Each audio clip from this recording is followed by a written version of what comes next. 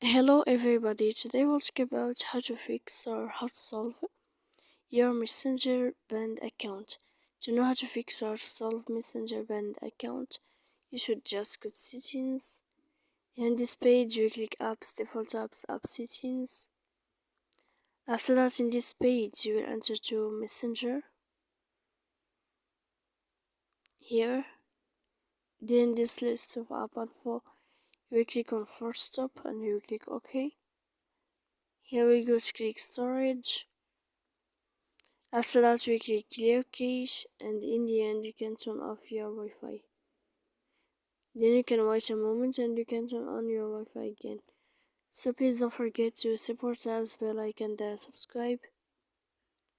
See you next time in another video, and thank you for your attention and your watching.